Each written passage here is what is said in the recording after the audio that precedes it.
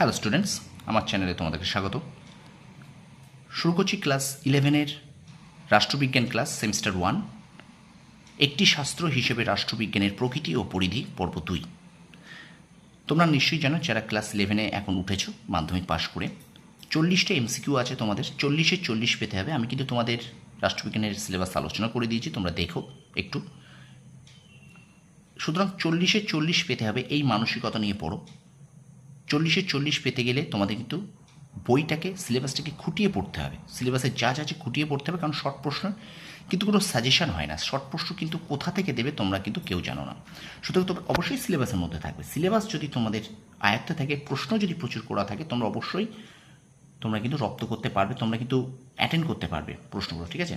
সুতরাং 40-এ 40 মানসিকতা নিয়ে পড়ো। আর ক্লাস 10-এ মাধ্যমিকে যাদের আসানোর ফল হয়নি তারা ভেঙে পড়ো না, তারা 11-12 এই দুটো বছর দারুণভাবে পড়ো। ক্লাস 10-এ যে ফাঁকিগুলো দিয়েছো, যে ভুলগুলো করেছো, সেই ভুলগুলো ক্লাস 11 উঠে করো না, ঠিক আছে? তো আমার চ্যানেলে যদি কেউ নতুন হয়ে থাকো, অবশ্যই চ্যানেলটা সাবস্ক্রাইব করবে, পাশে থেকে বেল আইকনটি প্রেস করে রাখবে, আর অবশ্যই বন্ধুদের মাঝে শেয়ার করবে। চলো ভিডিওটা এবার আমরা শুরু করি। বলছি ক্লাস 11 সেমিস্টার 1 রাষ্ট্রবিজ্ঞান, একটি শাস্ত্র হিসেবে রাষ্ট্রবিজ্ঞানের প্রকৃতি ও পরিধি পর্ব 2, দ্বিতীয় পর্বই প্রথম অধ্যায়। দেখ, প্রথম প্রশ্ন বলছে হিস্ট্রি অফ রোম গ্রন্থটি কার লেখা? উত্তর হবে পলিবিয়াস। 2 নম্বর প্রশ্ন, ডি রে পাবলিকা গ্রন্থটি কার লেখা? উত্তর হবে সিসেরো। 3 নম্বর প্রশ্ন, ডি লেগিবাস গ্রন্থটি কার লেখা? উত্তর হবে সিসেরো। 4 নম্বর প্রশ্ন, দ্য সিটি অফ গড গ্রন্থটি কার লেখা? উত্তর হবে সেন্ট অগাস্টিন। 5 নম্বর প্রশ্ন দেখো, কাকে মধ্যযুগের অ্যারিস্টটল বলে অভিহিত করা হয়? উত্তর হবে অ্যাকুইনাসকে। 6 নম্বর প্রশ্ন দেখো, সুমা কন্ট্রা জেন্টলিস গ্রন্থটি কার লেখা? উত্তর হবে অ্যাকুইনাস। তারপর দেখো 7 নম্বর প্রশ্ন, সুমা থিওলজিকা গ্রন্থটি কার লেখা? অ্যাকুইনাস। 8 নম্বর দেখো, দ্য ডিফেন্ডার অফ পিস গ্রন্থটি কার লেখা? উত্তর পাদুয়ার মার্সিলিও। 9 নম্বর প্রশ্ন, কে প্রথম রাষ্ট্র শব্দটি ব্যবহার করেন? উত্তর হবে মেকিয়াভেলি। 10 নম্বর প্রশ্ন দেখো, কাকে আধুনিক রাষ্ট্রবিজ্ঞানের জনক বলা হয়? উত্তর হবে মেকিয়াভেলি। 11 নম্বর প্রশ্ন দেখো, দ্য প্রিন্স গ্রন্থটির লেখককে? উত্তর হবে মেকিয়াভেলি। স্টুডেন্টস, ভিডিওটা কন্টিনিউ করার আগে তোমাদেরকে একটাই রিকোয়েস্ট, আমার চ্যানেল যদি নতুন হয়ে থাকে অবশ্যই আমার চ্যানেলটা সাবস্ক্রাইব করবে, পাশে থাকা বেল আইকনটি প্রেস করে রাখবে, আর অবশ্যই একটু বন্ধুদের মাঝে বেশি করে শেয়ার করে দেবে। তোমরা একটু কমেন্ট করো, লাইক করো, কমেন্ট করে জানাও আমার ভিডিওগুলো তোমাদের কেমন লাগছে। ক্লাস 11-এ কিন্তু আমি তোমাদের রাষ্ট্রবিজ্ঞান, ফার্স্ট সেমিস্টারের রাষ্ট্রবিজ্ঞান, ইতিহাস এবং ভূগোল এই ক্লাসগুলো করাচ্ছি। সুতরাং আমার চ্যানেলটাকে তোমরা ফলো করতে থাকো।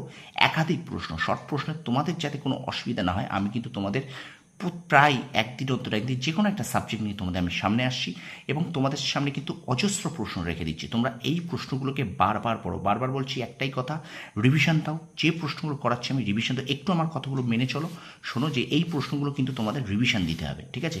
রিভিশন যত দেবে তোমরা কিন্তু শর্ট প্রশ্ন তত তোমাদের মনে থাকবে, এমসিকিউ তোমরা তত অ্যাটেন্ড করতে হবে। শর্ট প্রশ্ন মনে রাখার একটাই উপায়, রিভিশন, রিভিশন অ্যান্ড রিভিশন। চলো ভিডিওটা কন্টিনিউ করি। পরের প্রশ্ন দেখো, বলছে 12 দাগ, কাকে রাজনীতির প্রথম বিজ্ঞানসম্মত ব্যাখ্যাকর্তা হিসেবে গণ্য করা হয়? উত্তর হবে টমাস হবস। 13 নম্বর প্রশ্ন দেখো, কাকে বস্তুবাদী দর্শনের প্রবক্তা হিসেবে গণ্য করা হয়? উত্তর হবে টমাস হবস। 14 নম্বর প্রশ্ন, কাকে আইনগত সার্বভৌমিকতার জনক বলা হয়? উত্তর হবে টমাস হবস। 15 নম্বর প্রশ্ন, কাকে উদারনীতিবাদের জনক বলা হয়? উত্তর হবে জন লক। 16 নম্বর প্রশ্ন, কাকে রাজনৈতিক সার্বভৌমিকতার জনক বলা হয়? উত্তর হবে জন লক। 17 নম্বর প্রশ্ন, দ্য সোশ্যাল কন্ট্রাক্ট গ্রন্থটি কার লেখা? উত্তর হবে জ্যাক রুশো। 18 নম্বর প্রশ্ন, কে জনপ্রিয় সার্বভৌমিকতার জন্ম দিয়েছিলেন? উত্তর হবে জ্যাক রুশো। 19 নম্বর প্রশ্ন, কে প্রথম রাষ্ট্রবিজ্ঞান কথাটি ব্যবহার করেছিলেন? উত্তর হবে Leibniz.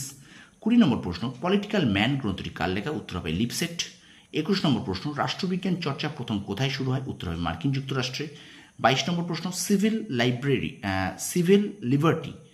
Civil liberty of self government গ্রন্থটি কার লেখা? উত্তর হবে Francis Lieber. Civil liberty and self government গ্রন্থটি কার লেখা? উত্তর হবে ফ্রান্সিস লাইবার। 23 নম্বর প্রশ্ন, হিউম্যান নেচার ইন পলিটিক্স গ্রন্থটি কার লেখা? উত্তর হবে গ্রাহাম ওয়ালস।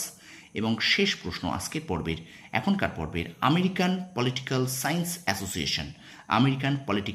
অ্যাসোসিয়েশন কোথায় প্রতিষ্ঠিত হয়? উত্তর হবে মার্কিন যুক্তরাষ্ট্রের অরলিয়েন্স শহরে, মার্কিন যুক্তরাষ্ট্রের নিউ অরলিয়েন্স শহরে। তো স্টুডেন্টস, এই 24টা প্রশ্ন তোমরা অবশ্যই খাতায় তুলে নাও। খাতায় তুলে তোমরা ধীরে ধীরে পড়তে থাকো, এবং তোমরা যতটা সম্ভব পারবে রিভিশন দেওয়ার চেষ্টা করো, তাড়াতাড়ি মুখস্থ করে ফেলো, ঠিক আছে? তাড়াতাড়ি মুখস্থ করে তোমরা কিন্তু এগুলোকে রিভিশন দাও। যত বেশি রিভিশন দেবে তত কিন্তু তোমাদের শর্ট প্রশ্ন আয়ত্ত থাকবে। আমি বারবার বলছি, শর্ট প্রশ্ন এমসিকিউ করতে গেলে কিন্তু তোমাদেরকে রিভিশন দিতেই হবে। একবার দুবার পড়ার কাজের এখানে কিন্তু যত বেশি রিভিশন দেবে তোমাদের কিন্তু তত মনে থাকবে, ঠিক আছে? আর এগুলোকে অবশ্যই খাতায় মুখস্থ করে লিখতে থাকো, ঠিক আছে? বারবার পড়তে থাকো এবং রিভিশন দিতে থাকো। আর ভিডিওটি যদি ভালো লেগে থাকে অবশ্যই আমার চ্যানেল শেয়ার করবে, সাবস্ক্রাইব করবে, আর পাশে থাকা বেল আইকনটি প্রেস করে রাখবে। আর অবশ্যই আমার চ্যানেল যারা নতুন হয়ে আছো, যারা আমার চ্যানেল নতুন আছো, তারা অবশ্যই আমার চ্যানেলটাকে সাবস্ক্রাইব করবে। অবশ্যই আমার চ্যানেলটাকে ফলো করো। ক্লাস 11 রাষ্ট্রবিজ্ঞান, ইতিহাস এবং ভূগোল ফার্স্ট সেমিস্টারে আমি কিন্তু আমার চ্যানেলে দিচ্ছি। তোমরা সফল হও, তোমাদের সাফল্য কামনা করি। ধন্যবাদ।